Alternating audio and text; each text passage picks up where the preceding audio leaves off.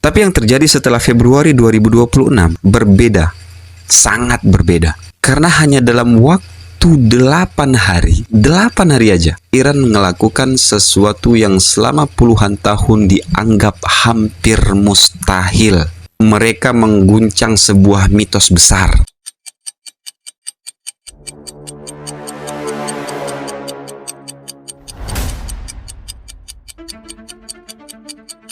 Pernah nggak kamu ngerasa bahwa ada satu aturan tak tertulis di dunia ini? Aturan yang selama puluhan tahun seolah nggak pernah berubah. Bahwa kalau sebuah negara berada di bawah payung keamanan Amerika Serikat, maka negara itu aman. Aman dari serangan, aman dari ancaman besar, dan aman dari ketakutan lain. Itulah cerita besar yang dibangun dunia sejak berakhirnya Perang Dunia Kedua. Karena setelah perang itu berakhir, dunia memasuki era baru. Era di mana satu kekuatan perlahan berdiri di puncak. Satu negara yang punya jaringan pangkalan militer di seluruh dunia. Satu negara yang menjadi pusat aliansi keamanan global. Negara itu adalah Amerika Serikat. Dan ketika runtuhnya Uni Soviet terjadi pada awal 90-an, dunia benar-benar berubah. Tiba-tiba hanya ada satu superpower yang tersisa. Satu kekuatan yang dianggap mampu menjaga stabilitas global. Satu keyakinan yang diyakini mampu melindungi sekutunya. Sejak saat itu, banyak negara yang membangun strategi keamanan mereka di atas satu asumsi sederhana. Selama Amerika berdiri di belakang kita, kita aman. Tapi sekarang, perlahan asumsi itu mulai retak. Dan retakan itu muncul dari sebuah konflik yang sedang mengguncang Timur Tengah. Konflik yang melibatkan Iran, Israel, dan tentu saja Amerika Serikat. Banyak analis fokus pada satu hal. Siapa yang menang, siapa yang kalah, dan gimana perang ini akan berakhir. Tapi ada satu pertanyaan yang jauh lebih besar. Pertanyaan yang mungkin akan mengubah cara dunia untuk melihat kekuatan global. Pertanyaannya sederhana. Apa yang terjadi jika sebuah negara benar-benar berani membalas tekanan militer dari Amerika dan sekutunya? Dan yang lebih mengejutkan lagi, apa yang terjadi jika balasan itu ternyata efektif? Inilah yang mulai terlihat dari respon keras yang datang dari Iran. Balasan yang tidak hanya bersifat simbolis, bukan sekedar retorika, tapi sebuah respon strategis yang dirancang untuk menunjukkan satu pesan sederhana, bahwa dominasi militer nggak lagi sejelas dulu. Dan disinilah cerita besar itu dimulai. Karena kalau kita lihat sejarah geopolitik modern, selama puluhan tahun ada satu persepsi yang sangat kuat. Persepsi bahwa kekuatan militer Amerika hampir nggak bisa untuk ditantang. Dari operasi militer di Timur Tengah, hingga intervensi di berbagai wilayah dunia. Narasinya selalu sama.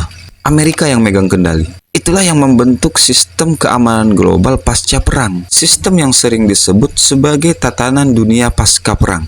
Sebuah tatanan yang dibangun di atas jaringan aliansi militer, pangkalan militer, dan komitmen keamanan. Contohnya bisa kita lihat dalam aliansi seperti NATO.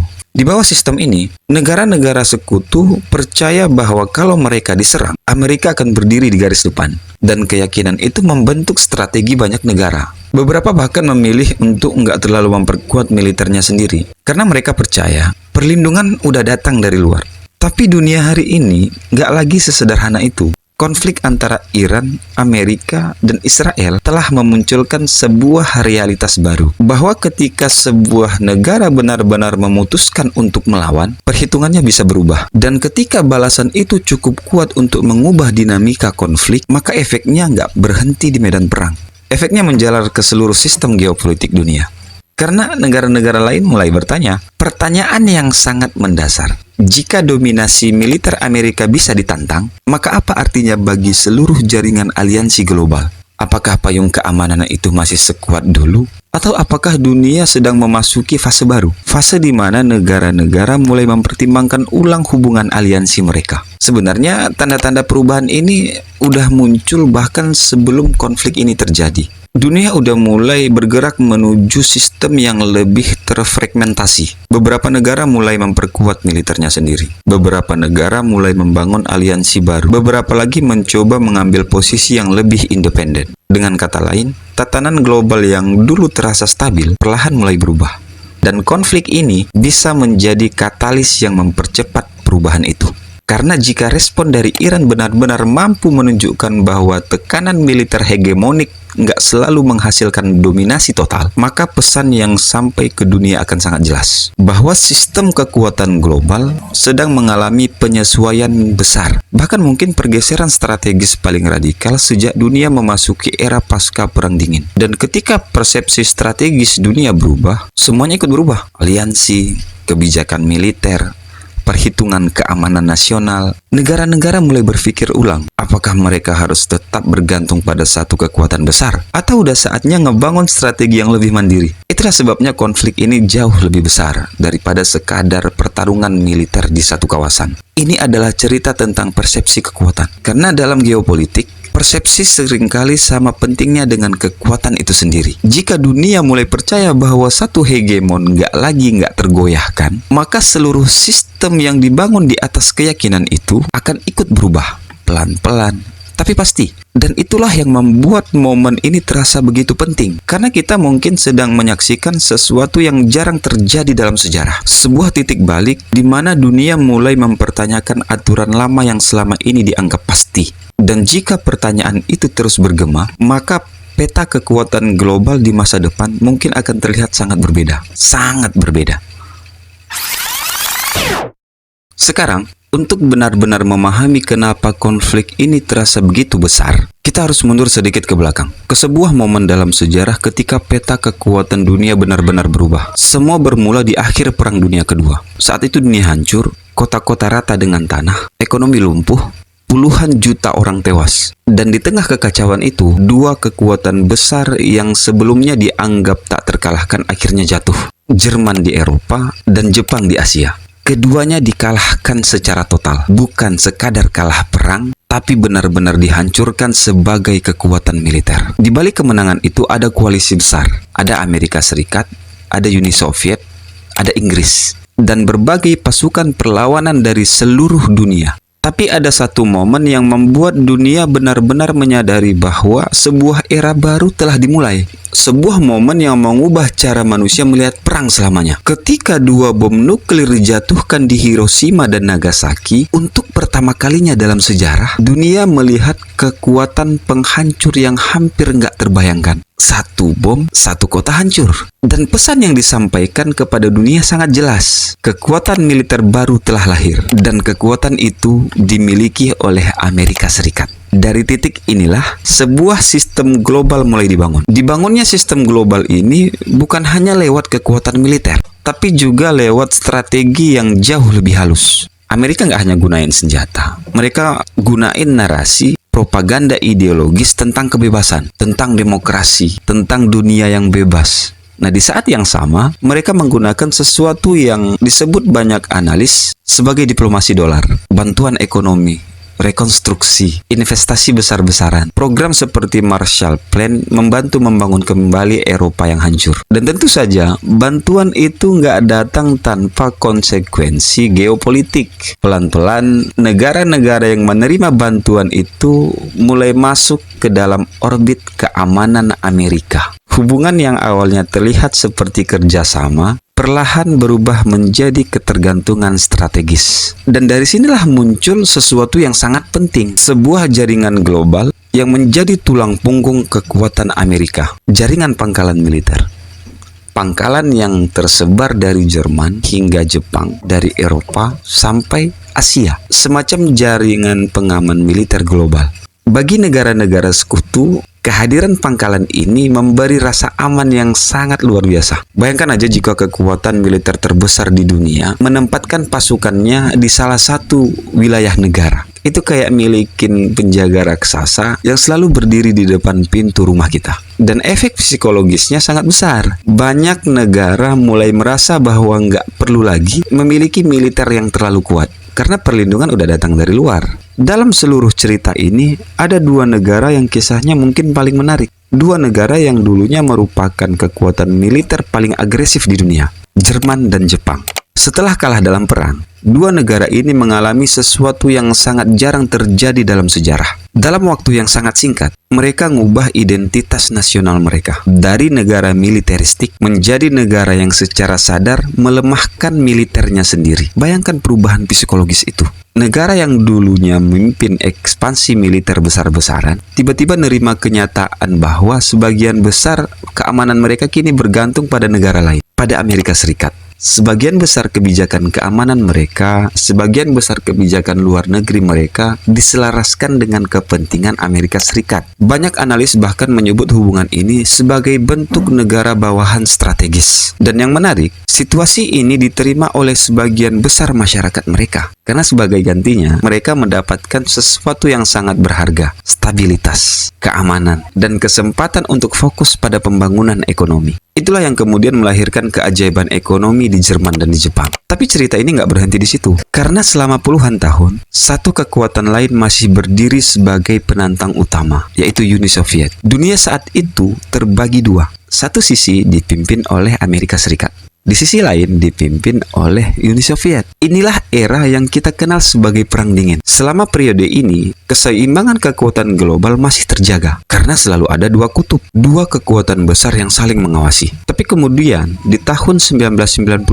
sesuatu yang gak banyak diprediksi orang akhirnya terjadi. Uni Soviet bubar. Negara superpower kedua di dunia hilang dari panggung sejarah. Dan tiba-tiba, untuk pertama kalinya dalam sejarah modern, hanya ada satu kekuatan militer global yang benar-benar dominan, yaitu Amerika Serikat. Sejak saat itu, payung keamanan Amerika semakin meluas. Pangkalan militer baru muncul di Eropa Timur, di Timur Tengah, di berbagai wilayah strategis dunia. Nggak ada lagi negara yang benar-benar mampu menandingi kekuatan militernya. Nggak ada lagi negara dengan rival besar. Dan banyak orang saat itu mulai percaya bahwa sistem global yang dipimpin oleh Amerika akan bertahan selamanya. Bahkan seorang ilmuwan politik terkenal, Francis Fukuyama, pernah menyebut momen ini dengan sebuah istilah yang sangat terkenal, the end of history and the last man. Ide yang mengatakan bahwa mungkin dunia udah mencapai bentuk final dari sistem politik dan kekuasaan global. Bahwa nggak ada lagi perubahan besar. Bahwa sejarah ideologi besar manusia udah berakhir. Tapi sekarang, kalau kita lihat apa yang sedang terjadi di dunia hari ini, pertanyaan besar mulai muncul. Apakah sejarah benar-benar udah berakhir? Atau apakah sebenarnya sejarah baru aja memasuki babak berikutnya? Kalau kita bicara soal perang atau perubahan besar dalam geopolitik dunia, banyak orang membayangkan sesuatu yang sangat kompleks. Ada rapat rahasia, ada jaringan intelijen, ada diskusi panjang para jenderal, para diplomat yang bernegosiasi berbulan-bulan. Dan memang benar, keputusan besar seperti perang hampir selalu merupakan hasil dari proses kolektif. Banyak pejabat terlibat, banyak penasihat memberikan analisis, banyak lembaga untuk menyusun skenario. Sebuah mesin besar yang kerja di balik layar. Tapi pada akhirnya, selalu ada satu titik terakhir. Satu meja, satu tanda tangan, dan satu orang yang harus mengambil keputusan finalnya. Dia adalah kepala eksekutif sebuah negara. Di dalam sistem politik Amerika Serikat, orang itu adalah presiden. Ketika kita berbicara tentang periode yang penuh gejolak dalam geopolitik modern, satu nama yang hampir nggak mungkin untuk dilewatkan. Donald Trump sebagai presiden dan juga panglima tertinggi militer Amerika. Setiap keputusan besar dalam kebijakan luar negeri akhirnya melewati tangannya. Dan terlepas dari semua perdebatan politik yang berada di sekitarnya, banyak analis percaya bahwa masa kepemimpinannya menjadi salah satu periode yang paling mengubah arah geopolitik global. Bukan hanya karena kebijakan yang diambil, tapi karena cara kebijakan itu dijalankan. Karena sejak awal, gaya politik Donald Trump ini udah terasa berbeda. Nggak seperti presiden-presiden Amerika sebelumnya yang cenderung menjaga stabilitas aliansi global. Trump ini datang dengan sebuah slogan sederhana, America First. Sekilas slogannya terdengar sangat sederhana. Amerika harus mendahulukan kepentingannya sendiri. Tapi dalam praktik geopolitik, slogan itu membawa konsekuensi besar. Karena selama puluhan tahun sebelumnya, kebijakan politik luar negeri Amerika dibangun di atas satu prinsip penting. Menjaga jaringan aliansi global, menjaga stabilitas sistem internasional, dan mempertahankan tatanan dunia pasca Perang Dunia Kedua. Namun di bawah kepemimpinan Trump, pendekatan itu mulai berubah. Aliansi lama mulai dipertanyakan, kesepakatan internasional dinegosiasi ulang, dan diplomasi global seringkali berubah menjadi sesuatu yang lebih transaksional. Seolah-olah hubungan antar negara diperlakukan seperti sebuah negosiasi bisnis. Kalau sebuah aliansi nggak dianggap menguntungkan, maka aliansi itu bisa dipertanyakan. Kalau sebuah kesepakatan dianggap merugikan, maka kesepakatan itu bisa ditinggalkan. Pendekatan ini membuat banyak sekutu lama Amerika merasa nggak nyaman. Karena untuk pertama kalinya dalam beberapa dekade, mereka melihat Amerika nggak lagi sepenuhnya beroperasi dengan pola lama. Dan salah satu negara yang paling merasakan dampaknya adalah Iran. Hubungan antara Amerika Serikat dan Iran sebenarnya udah tegang selama puluhan tahun. Sejak revolusi Iran 1979 lagi. Tapi di era Trump, ketegangan itu naik level yang jauh lebih tinggi. Pemerintahannya ngambil sikap yang sangat keras terhadap Teheran. Sanksi ekonomi besar-besaran diberlakukan. Tekanan finansial diperketat. Operasi rahasia dan operasi intelijen dilaporkan meningkat. Dan di saat yang sama, ancaman militer terdengar semakin terbuka. Pesannya jelas, Amerika ingin memaksa Iran untuk mengubah arah kebijakan strategisnya. Tekanan datang dari berbagai arah, tekanan ekonomi, diplomasi, militer. Sebuah strategi yang oleh banyak analis disebut sebagai maximum pressure. Tapi seperti yang sering terjadi dalam geopolitik, tekanan besar seringkali menghasilkan dua kemungkinan.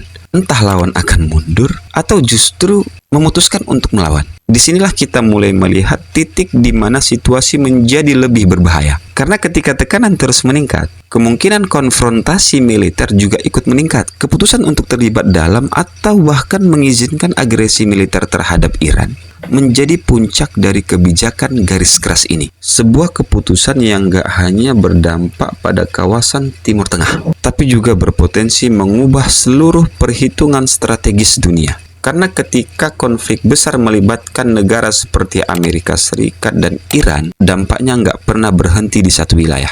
Efeknya bisa menjalar kemana-mana. Ke aliansi militer, ke pasar energi global, ke keseimbangan kekuatan dunia. Dan itulah yang membuat momen ini terasa begitu krusial. Karena keputusan yang diambil oleh satu pemimpin kadang bisa menggeser arah sejarah pelan-pelan. Tapi pasti, dan sekarang, dunia sedang mencoba memahami satu pertanyaan besar. Apakah keputusan-keputusan di era Donald Trump hanya sebuah episode sementara dalam geopolitik global? Atau justru menjadi titik awal perubahan besar dalam cara dunia melihat kekuatan, aliansi, dan perang?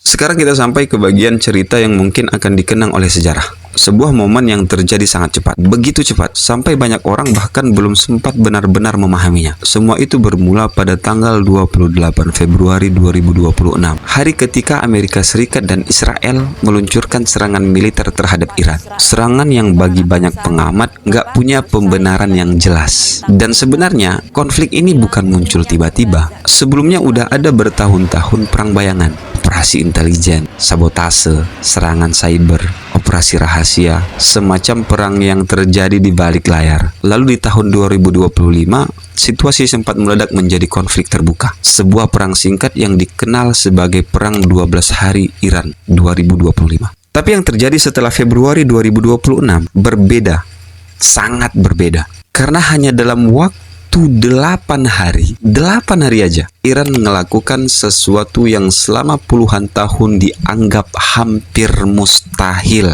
Mereka mengguncang sebuah mitos besar, mitos yang udah hidup sejak akhir Perang Dunia Kedua, mitos bahwa Amerika Serikat adalah perisai pelindung global, perisai yang jika berdiri di belakang sebuah negara, negara itu nggak akan tersentuh. Tapi ketika konflik ini memuncak, Iran memilih strategi yang sangat berani. Alih-alih menyerang negara-negara sekutu Amerika, mereka menargetkan sesuatu yang jauh lebih simbolis. Pangkalan militer Amerika di seluruh kawasan Timur Tengah. Pesannya sangat jelas. Jika pangkalan militer Amerika digunakan dalam konflik, maka pangkalan itu sendiri menjadi target militer yang sah. Dan yang menarik, targetnya bukan negara tuan rumah, bukan pemerintahannya, bukan rakyatnya. Targetnya adalah infrastruktur militer Amerika yang berada di wilayah mereka. Sebuah pesan strategis yang sangat dingin, bahwa dalam perang, kehadiran pangkalan militer asing membawa konsekuensi. Dan dalam waktu yang sangat singkat, dampak psikologisnya terasa di seluruh dunia. Karena selama puluhan tahun, kehadiran pangkalan militer Amerika Serikat selalu dianggap sebagai aset keamanan, sebuah jaminan perlindungan. Tapi sekarang, untuk pertama kalinya dalam skala besar, pangkalan itu juga terlihat sebagai sesuatu yang lain, sebuah target. Dan dari sinilah muncul pertanyaan yang jauh lebih besar, pertanyaan yang bahkan lebih mengkhawatirkan. Coba kita bayangkan sebuah skenario jika Iran yang secara militer sering dianggap hanya kekuatan menengah, udah mampu mengguncang persepsi keamanan global. Maka gimana kalau yang terlibat besok bukan Iran? Gimana kalau konflik itu melibatkan Rusia dan Cina? Dua negara dengan mesin militer jauh lebih besar, dengan teknologi senjata yang jauh lebih kompleks, dengan kapasitas perang yang jauh lebih luas. Sekarang bayangkan satu hal lagi. Gimana kalau perang semacam itu benar-benar terjadi dan beberapa negara sekutu Amerika memutuskan nggak ingin ikut berperang, kayak negara Jepang, Korea Selatan, atau berbagai negara Asia dan Eropa. Negara-negara yang mungkin ingin bilang, kami nggak ingin terlibat, kami ingin tetap netral. Masalahnya adalah dalam logika perang modern, keinginan untuk netral nggak selalu cukup. Karena jika di wilayahmu terdapat pangkalan militer Amerika Serikat, maka wilayah itu otomatis memiliki nilai strategis. Dan dampak kalkulasi militer itu bisa berarti satu hal, target sah. Inilah dilema yang mulai disadari banyak negara. Sebuah dilema yang sangat berat. Negara-negara anggota NATO mungkin akan tetap bersatu. Aliansi mereka memang dirancang untuk itu. Tapi gimana dengan negara lain? Negara yang bukan anggota NATO, tapi memiliki pangkalan militer Amerika. Pilihan mereka kini terasa jauh lebih sempit. Dalam banyak kasus, mereka harus belayar sama-sama atau tenggelam sama-sama. Beberapa analis bahkan menggambarkannya sebagai semacam perjanjian Faustian, sebuah kesepakatan yang memberi perlindungan besar, tapi juga membawa risiko yang sangat besar. Negara itu nggak bisa hanya ngambil manfaatnya aja, tanpa menerima konsekuensinya. Dan itulah perubahan besar yang sedang terjadi sekarang.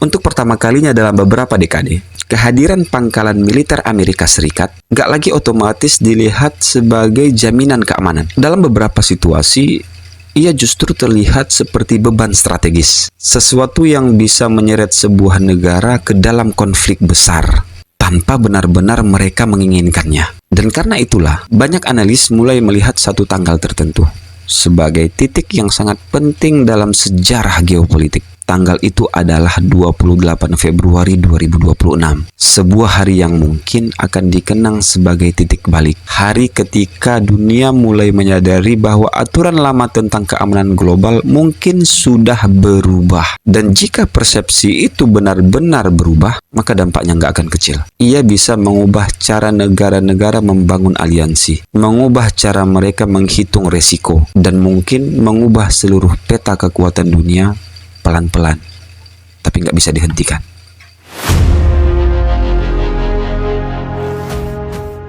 Sampai titik ini mungkin banyak orang bertanya satu hal, lalu apa yang akan terjadi selanjutnya? Jawaban jujurnya, nggak ada yang benar-benar tahu. Belum ada kepastian tentang gimana perang ini akan berakhir. Belum jelas seberapa besar dampak lanjutannya. Dan belum ada yang bisa memastikan efek samping geopolitik yang akan muncul setelahnya. Karena sejarah sering bekerja seperti ini. Sebuah peristiwa besar terjadi, lalu dunia baru menyadari dampaknya bertahun-tahun kemudian. Tapi ada satu hal yang sekarang udah mulai terlihat jelas, sangat jelas. Dunia nggak lagi bisa berpura-pura bahwa konflik besar hanyalah sesuatu yang terjadi di tempat lain. Selama ini, banyak orang di berbagai negara memiliki sikap yang sama. Mereka nonton konflik seperti nonton berita perang di Timur Tengah, ketegangan di Asia, persaingan kekuatan besar, seolah semua itu hanya drama geopolitik yang terjadi jauh dari rumah mereka. Bahkan kadang ada semacam rasa penasaran yang aneh, rasa ingin melihat gimana konflik itu berkembang. Tapi dunia hari ini mulai menunjukkan satu hal yang sangat keras. Hari-hari seperti itu udah berakhir. Karena dalam sistem geopolitik modern, nggak ada lagi penonton yang benar-benar netral. Jika negara Anda berada dalam jaringan aliansi, jika ada pangkalan militer asing di wilayah Anda, jika ekonomi Anda terhubung dengan blok kekuatan tertentu, maka Anda sudah berada di dalam permainan. Entah Anda menyadarinya atau enggak. Dan di dalam permainan para raksasa ini, aturan yang berlaku sangat sederhana. Jika Anda berada di medan perang, Anda bisa ditembak. Bahkan jika Anda nggak pernah melepaskan satu tembakan pun. Itulah logika brutal dari konflik kekuatan besar. Dan itulah pelajaran yang baru aja ditunjukkan pada dunia oleh Iran. Banyak orang mungkin udah membicarakan skenario ini selama bertahun-tahun. Para analis, para akademisi, para strategis militer. Tapi sekarang itu bukan lagi sekadar teori. Sekarang dunia melihatnya dalam praktik, bahwa dalam sistem aliansi militer global, perlindungan sering datang bersama risiko yang sama besarnya. Seperti membuat perjanjian dengan sesuatu yang berbahaya. Sebuah kesepakatan yang terlihat memberi keamanan, tapi sebenarnya membawa konsekuensi yang sangat mahal. Dalam cerita klasik Eropa, situasi seperti ini sering disebut seperti perjanjian Faustian. Kesepakatan dengan iblis. Kamu dapatkan kekuatan, tapi sebagai gantinya, ada harga yang harus dibayar. Dan harga itu seringkali sangat mahal. Dalam geopolitik, harga itu bisa berupa pajak, kematian, kehancuran kota, krisis ekonomi, atau konflik yang menyeret seluruh kawasan ke dalam perang. Itulah sisi gelap dari sistem keamanan global yang selama ini dianggap stabil. Karena jika konflik besar benar-benar pecah, perlindungan yang sama yang dulu memberi rasa aman bisa berubah menjadi sesuatu yang sangat berbahaya. Sesuatu yang justru membawa perang ke depan pintu rumah kita. Dan di titik inilah kita sampai pada kesimpulan yang cukup mengganggu. Selama puluhan tahun, dunia percaya pada satu legenda. Legenda tentang payung keamanan Amerika. Legenda bahwa jika Amerika Serikat berada di belakangmu, kamu aman. Setelah semua yang terjadi, banyak orang bertanya ulang, apakah payung itu masih benar-benar melindungi? Atau apakah payung itu justru membuatmu berdiri tepat di tengah badai? Dan jika jawabannya yang kedua, maka dunia sedang memasuki era yang sangat berbeda. Era di mana negara-negara harus berpikir ulang tentang aliansi mereka, berpikir ulang tentang keamanan mereka, berpikir ulang tentang siapa yang sebenarnya mereka percayai. Karena dalam permainan para raksasa, satu kesalahan kecil aja bisa membawa pukulan fatal. Bahkan sebelum orang-orang dalam negara itu sempat mengangkat senjata. Dan mungkin itulah pelajaran paling keras dari semua yang sedang terjadi hari ini. Bahwa dalam geopolitik modern, nggak ada perlindungan yang benar-benar gratis. Setiap jaminan keamanan selalu datang dengan harga yang harus dibayar. Cepat atau lambat. See you di cerita selanjutnya.